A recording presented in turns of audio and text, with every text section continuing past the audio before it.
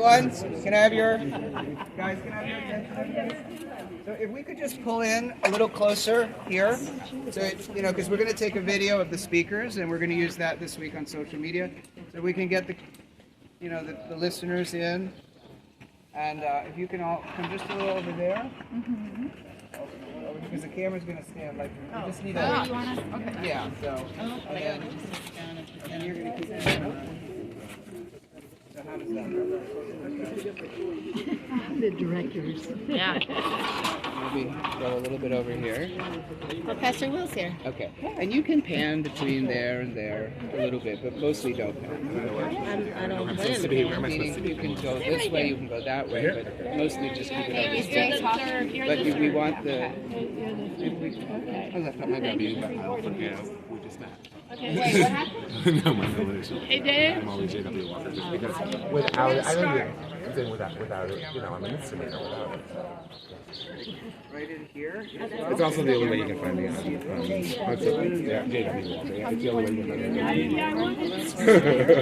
Are we going to use the step ladder to raise? I don't think we need it. How's that, Sasha? Can you see those folks over here? Or should they move Those in? people? Yes. No, I can't see those people. We just found it. No, I can't see them from this angle. I just anywhere so that you can anywhere for the moment, just for a moment, because I need just. So everybody can move forward a little bit. Yeah. There you go. Okay, that's good. Right, and then push like in here because all those people over there. You got to see some of them, right? There you go. Before I could see this side too in the frame. Yeah, jump block in the. Yeah, in a minute.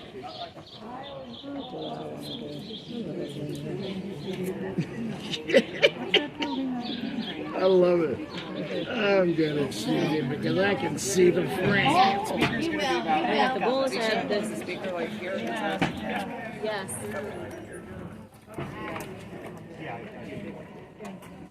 Christopher?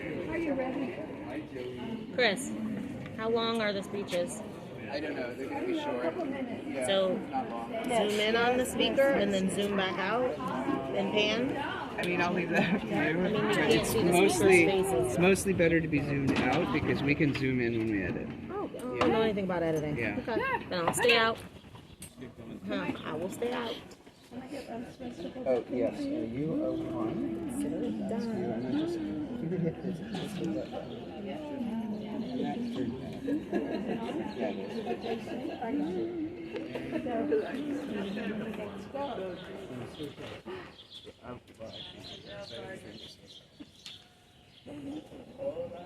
Joanna? B-roll, here we go. And the other side says something different. These These things are, Yes. that was the side I saw. I'm gonna start. This is one, and this is three. This is lid, and these are going to be the speakers. Right, the speakers, three and one. Right, so what you do is like when, so this one. Let's go. Let's go. This should have been done beforehand. Come on, let's go. So you can turn it down and speak. Now, see, like that. Right. Keep them off, one of them off. Always right. Always right. Okay. You're right about that. This guy's messing with me. Amanda's right.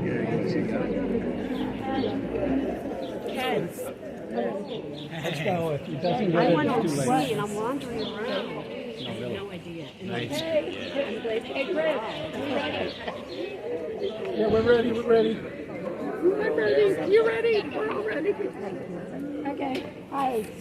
We're ready. Oh, yeah. This is where I am. Stand right in front of the thing, right? And you're gonna sort of stand like this. And the camera's gonna get you. I get it. I get it. Hi. Hi, Lynn. So, I'm Lynn Pentecost, and I've been in this neighborhood a really long time. and my roots go deep, I was thinking about in between 1903 and 1913, my grandmother, my Aunt Minnie, and 8 of her siblings arrived in New York from, Russian immigrants. And my grandmother's first apartment was on 9th Street and Avenue C. So, we go back. And my Aunt Minnie was one of the founders of LEMPA. Everybody here is too young to know LEMPA, but it stood for Lower East Side Mobilization for Peace Action. Filled with old people from the Abraham Lincoln Brigade. But, I'm just saying that to say my roots are deep and activism is in my blood. So when I saw that this pop-up store was announcing a free giveaway on today. You see they're closed, so they've already heard. They're whoa. I looked into it and I said, oh my God, this does not belong in our community. As far as I'm concerned, the East Village is the best place in the world to live, and we're a small town in a big city. And safety has always been like a non-issue. When I, to just back up, I was just away out of the country for 2 weeks, and I was in actually Austria, where I have relatives, and taxi drivers are saying, oh, I'm so sorry for what's going on in your country. I was learning about mass murders while I was on vacation. It was like, you cannot get away from this stuff. And so when I found out what was going on here, the first 2 people I called were my old friend Electric, and Electric is, we've been working. That is not fun! We have been working in the anti-violence arena and the gun control and gun right, for decades. So long that this book here was published at one point by Middle Church. That's right. And so the second person I called up was Amanda. Amanda. I said, oh my God, what should we do? And the third person I called up was Savitri, because she knows how to organize this. Yes. And through them, we ended up with Jay and with who am I missing, and Chris and whoever else. And they're going to speak here today and just tell you a little of the work that they're doing to get this under, excuse my language, under control. Because we don't need it here. Not here. Ever. And I just want to say, because we'll turn this over right away, but one of these signs really got me, and it was like the 5 ways in which violence, here we go, forces of violence, and it was on the March for Our Lives website. And number 1 is gun glorification. So don't let anybody tell you they're not selling guns here. They're glorifying violence in America. And so here we are, and thank you so much, and Amanda. All right. Yeah, Hi everyone, as Lynn said, my name is Reverend Amanda. I'm speaking to you all today as a mother. I'm raising 4 children in this neighborhood. We live just up the street, so I have a deep vested interest in the safety not only of them, but of every single child, every single young person, every single old person in this neighborhood. I'm also speaking to you as a minister of Middle Church on 2nd Avenue and East 7th Street. And I'm here to tell you about a God who actually takes guns and turns them into plowshares. A God who is a champion of nonviolence and a champion of peace. Now, why does all of this matter? A storefront like this may seem okay. It may seem harmless. Who doesn't want a bag? Who doesn't want a free bag? Who doesn't like swag? But friends, this is how it starts. This is breeding a war culture. This is breeding gun culture. This is breeding militia. And we cannot do this. If people come in here and they get anything, their name goes into a registry, their email goes into a registry, their number goes into a registry, and they are tracked and they are contacted to then buy guns and very serious assault rifles. Do you all know what the #1 leading cause of death for children and young people in this country is? Gun violence. Guns. It is not car accidents. It is not cancer. It is not anything else combined. The #1 leading cause of death for children and young people in this country is guns. We don't have to live like this. As Lynn said, we have other countries that have us on a watch list because it is literally so unsafe to walk around here in this country. This city, this neighborhood, this state, this country we do not have to live this way. We can say no, and it can start by doing small actions like this to get covert operations out of our neighborhood. Right. Repeat after me, not here. Not here. Not now. Not now. Not ever. Not ever. Not here. Not here. Not now. Not now. Not ever. Not ever. We have a sick infatuation with guns. We have a sick infatuation with the Second Amendment. All of these things are tied to white supremacy, to the patriarchy, and we can dismantle them all. That is our work, and we will not stop until things like this are removed from our neighborhood. Right. Yes. Now I'd like to pass to Electric. Hey. How's everyone? All right? All right. Are you beautiful? We are beautiful. Yes. Yes. And so my work with kids, years ago, I wrote for Sesame Street. Yeah, give it up. Yes. Sesame Street. You know, I wrote for Nickelodeon. You know, PBS. And so I've always been in the trenches with young kids, young people. You know, and here's the thing. As you just heard, the #1 killer of our kids, guns. So that has been bothering me for years and years and years. I work with Lynn, Reverend Amanda, and I said I'm not happy with it. And when I do interviews, if you go to NPR, NBC Nightly News, you're gonna see me.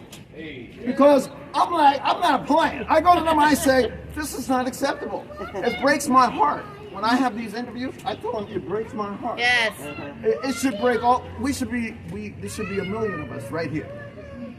So I scratched my Sesame Street head, and I said, you know what I'm going to do? I'm going to start talking to 5-year-olds. And people at first like, what do you mean? 5-year-olds? What do you? 5-year-olds know a lot. Yes. They know a lot, don't you? Well, see, so by the time you're 8, if I start when you're 5, 8, you'll be like, huh, I know the deal. Genius. I should not be carrying a gun in my backpack. I should know you know that song Electric came and sang? You know, he sang, run, run, run away if you see a gun. Yes. Tell a grown-up or a parent, please call 911. Yeah, so I've been taking songs, kids' songs. I've been reading these books to the kids. And you know what? If I start with a 5-year-old, come back to a school when they're 6, go back to the school when they're 7, 8, 9, 10, 11. So that's my curriculum idea. And sure enough, Boston, Mass General, all these people started to call me and they said, what do you want to do? I said, I want to go into school, start a pilot program, and when they're 5, 6, 7, 8, 9, 10, stick with them. And I bet that gun culture we were talking about, we can change it. Yes. We can make a difference. And so that's what I'm here for. I hope that you think about that. I'm ready. If you're ready, if you know a program, people want to try to do this, I'm ready. I got an email. My last thought is, I got an email from Pine Bluff, Arkansas. I'll kid you not. They said, can you help us? Elementary school teacher sent me an email and said, the gun violence is out of control here. Will you help us? And I said, I will. So we're starting. I'm going to start with them. I'm going to go out there. They're going to bring me out. I'm going to get businesses, community members all on board, and we're going to change that neighborhood, that city for them. That's what I'm about. So yeah, and I'm turning it over to Alejandro. Yeah. Thank you. Thank you. I'm here. I echo the words of Reverend Amanda. I'm so appreciative of Electric. This is one of the first books that actually my son had with him, and he's an avid reader. I'm also here as a father, and as a firm believer in peace. I'm against violence, especially gun violence. It's ruining not only America. America is founded on this culture, and it's disgusting. and it's also a global culture, and I'm against gun violence globally. You know, this is a concern not only of the United States, but also of our world. And again, things like this, where they really think that, you know, they really think that our community is stupid. I mean, this is really like not acceptable, not here, not now, not ever. We're against violence, we're against gun violence, we're against the global arms business. Yes. This is not right. It's definitely not right in this community, and it's not right anywhere in the world. And so that's why I'm here. I'm here for peace, and I'm here for this community and for our children. Yes. And Jay. Jay. All right, Jay. Break it down. Oh, if I don't break my leg. I'm J.W. Walker, president of Gays Against Guns. I was so disgusted when I saw the Instagram video about this store. I was so happy that Lynn was connected to me through Savitri.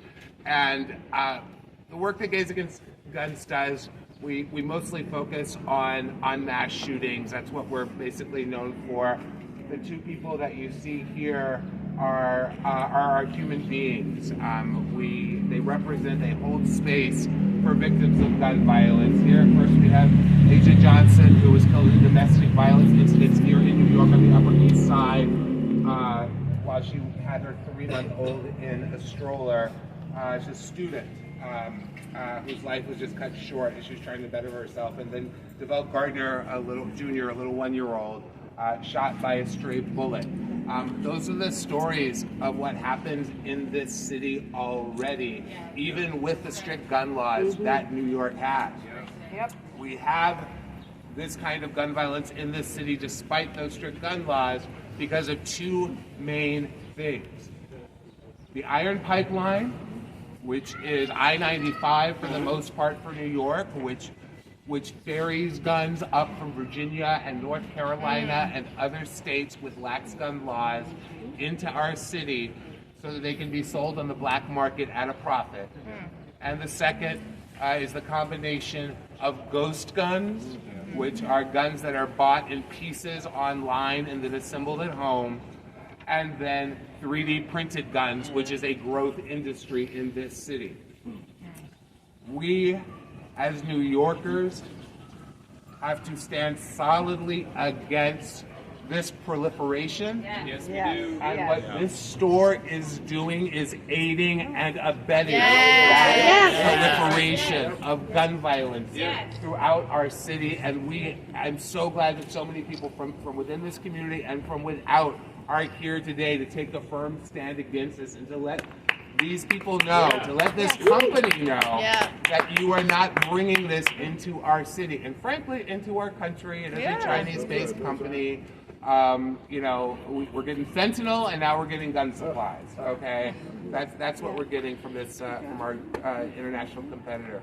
The final thing I want to talk about is Reverend Amanda spoke about the interconnectedness of gun violence with so many of the other issues that we face in this country. The immigration at the southern border issue is largely because of the guns that this country exports into Central America and Mexico and South America, making lives untenable in those countries. And that plus our hunger for drugs in this country is what makes lives so miserable in those countries in many ways that people are forced to flee here for their own safety. Hatred and anti-LGBTQ hatred and anti-black hatred also fuels the gun violence crisis in this country.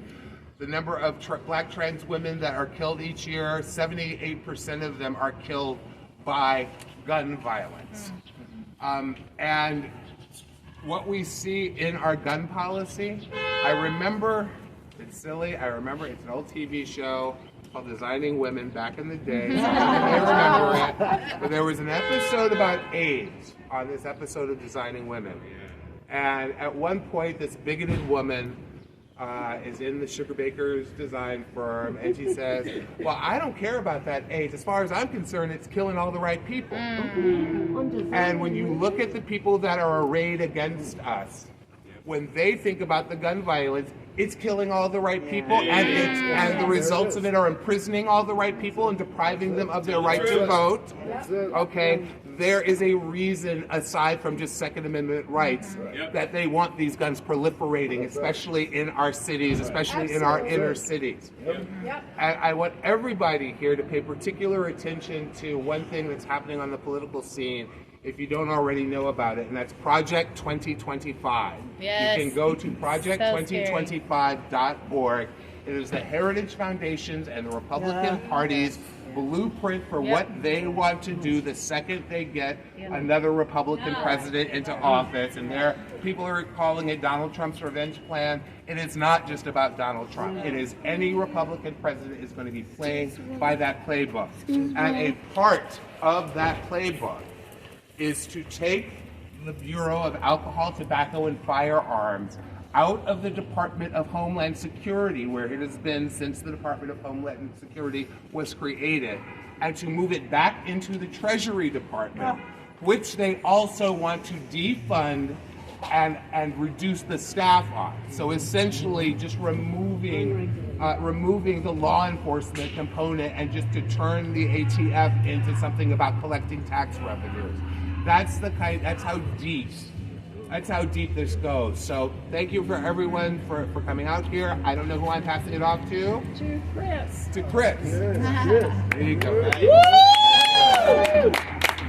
you, Jay. Hi everyone, I am Chris Speakout with Save Our Storefronts, and wow, that was a lot of what I want to talk about. From a different angle, because we think about a lot of stuff that's happening at the national level, and that is really important because, like he said, the 2025 project is downright scary. It's reminiscent of fascism in Europe. But the thing is that here in New York, we have our own problems, and you brought it up. Why are these places existing? Somebody's making a choice to rent to this store. Yes. Okay. They saw the content on their website and on their Instagram, just like the rest of us. I mean, there's one picture on their Instagram of a beanbag that's used to stabilize a rifle, and they're using it on a car door where a scope is or a camera is resting on that. And everybody that I've sent it to, I just ask, just the picture, what do you think this is? What's the first thing? It's a drive-by shooting. Right. Yeah. So everybody who is involved with this, whether there's a real estate broker, whether it's the co-op board, I don't know, but they all saw that stuff and they chose to do this. Yes, they did. So, I went and bought this hat today for a reason, okay? Khan Marte, if you know him, he grew up in this neighborhood. He was impacted by the fact that down here people are like 7 times more likely to get arrested. They go to jail for much longer. He has had a fitness business for 10 years. He's employed over 50 people with a 0 recidivism rate. Now, if you do the number on that, just beyond the taxes that he pays and his employees pay, that's saving us an enormous amount of money. But also, he's providing a future for those folks, right? Yep. That they can stay out of jail and they can be productive and happy and not mentally ill and not causing problems on the street. But yet, even though he's doing everything right, spending tons of money to comply with a highly regulated industry, he is behind an 8 ball because nobody wants to give him a chance. From Google to Meta, to Instagram, all of those places. And here you've got a business that's literally got assault weapons, which is a violation of the terms of service of Meta. And I know we've all been reporting it, and they're not taking it down. Yeah. So, what do we do about that at the local level, right? Shut it down. There are things we can do. There are immediate things which we will all do, and we've been talking about. Getting electeds involved when they get back from their trip, getting the press involved, getting in touch with the business, with the co-op board. We did send a letter yesterday, and we haven't heard back from them. Hopefully, we can have a good conversation with them. But there's something bigger than that, right? We have great legislators that we elect to the city council and to the assembly and the senate at the state level. But then we elect the most conservative governors and the most conservative mayors. And the only reason it's not because we want them; it's because nobody votes in those elections. And you know, like this past election was just pathetic. So if we want people that aren't, you know, going to throw the cops at every single problem, not that the cops don't have a purpose, but they're not for every single thing, right? Homelessness is not a cop problem, right? This is a cop problem. But cops can't do anything about this. You know, cops can't do anything about the illegal shops because of the fact that the political leadership is stopping them from doing it. I just had a conversation with the community affairs officer before we started.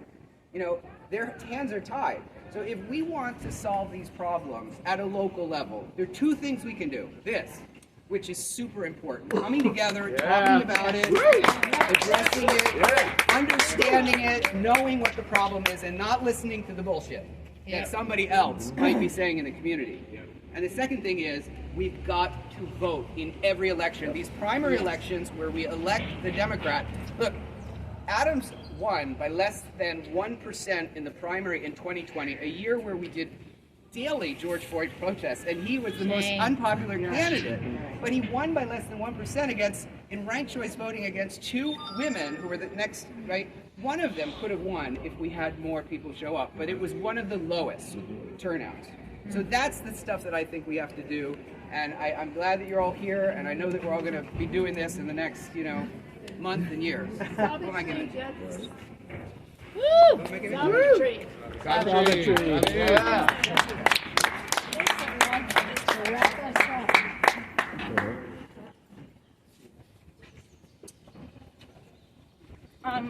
Well, we're here in Lenape-Hoking, right? This is the land the Lenape belonged to. We know how they died. We know how they were driven from this land. We know what violence did that. This is the same violence. We know that. This is the violence of white male supremacy.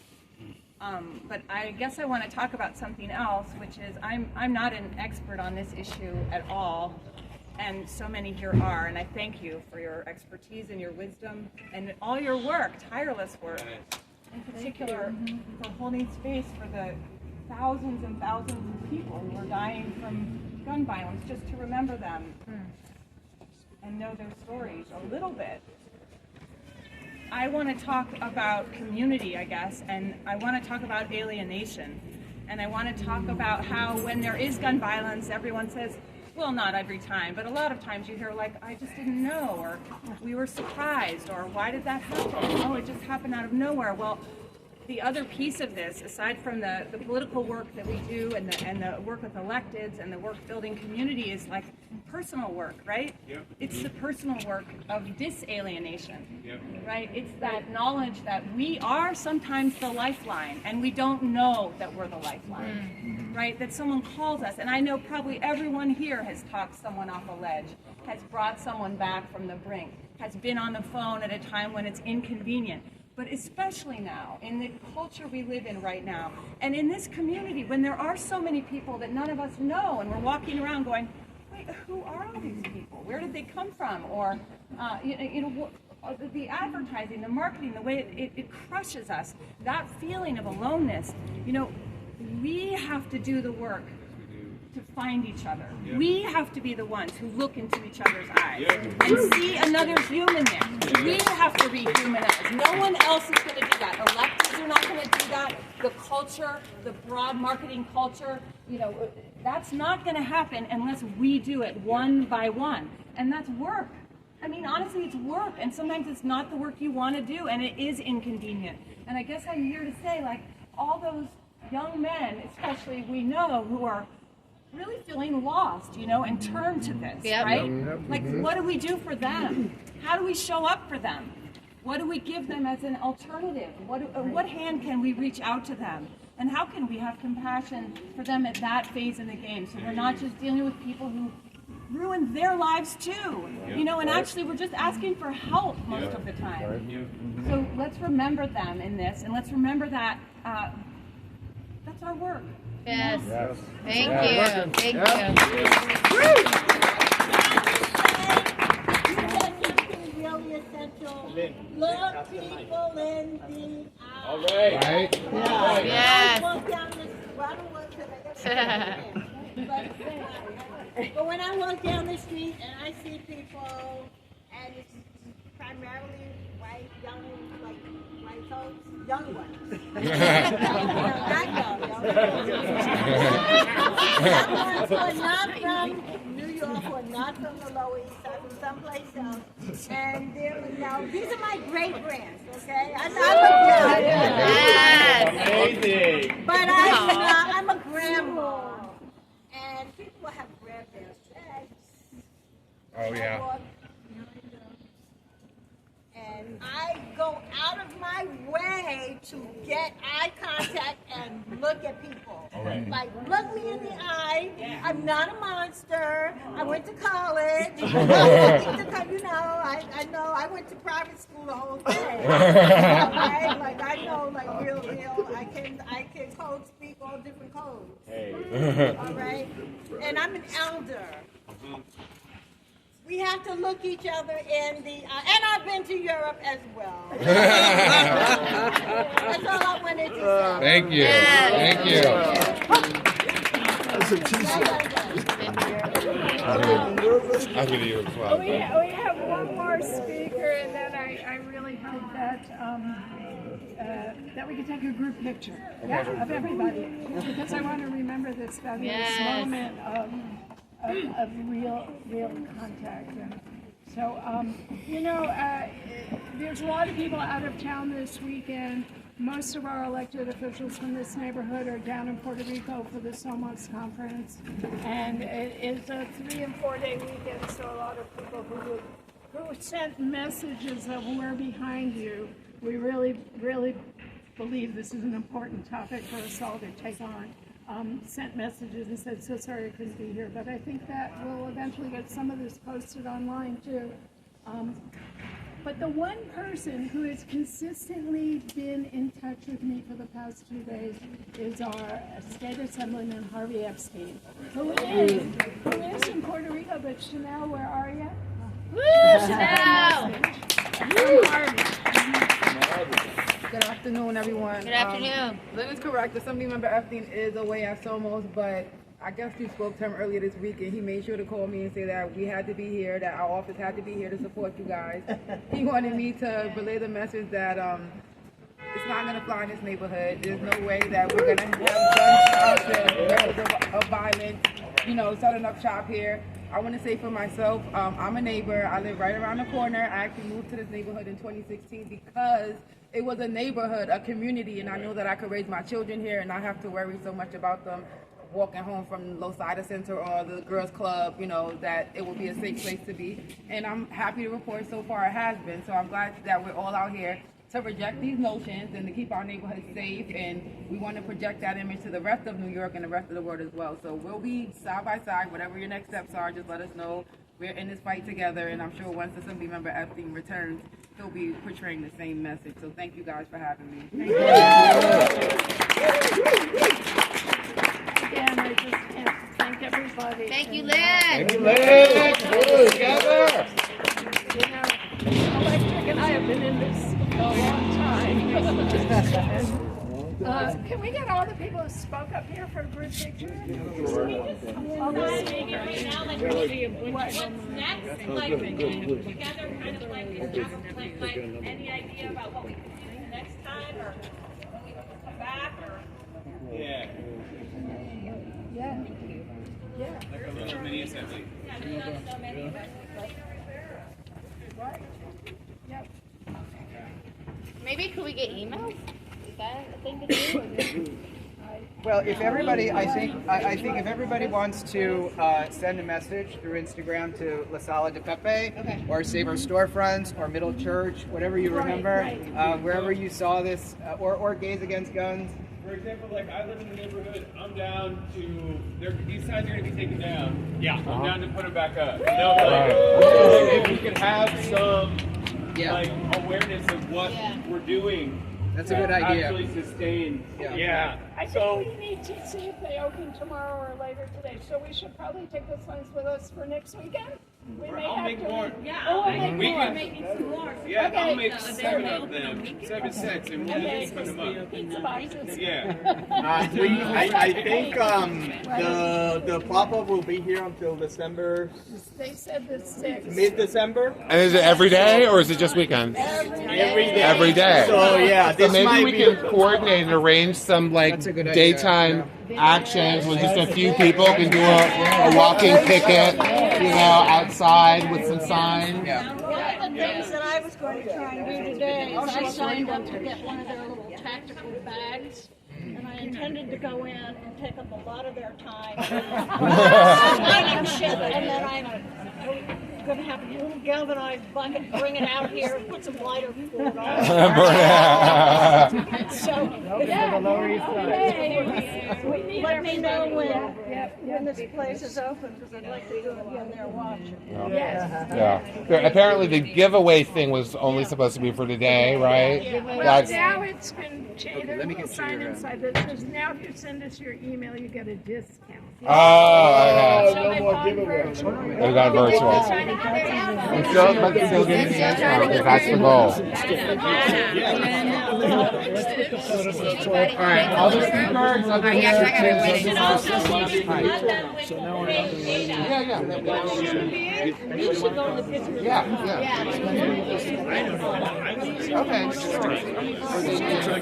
I mean, everybody should try to get the discount to see what it is they send you. Right? You don't want to be on that list.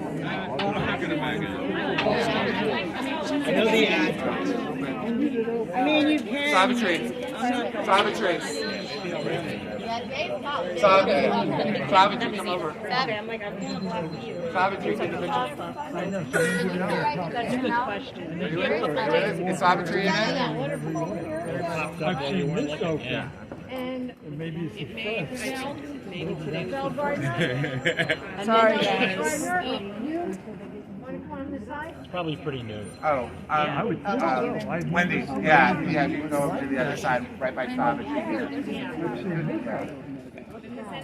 Not here. Okay. Not now, not ever. Not here. Not now, not ever. Not here. Not now, not ever. Not here. Not now, not ever. All right, got it. Like guns. We'll be back. Not here, not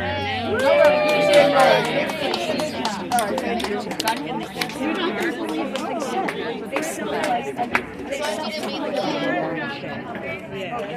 the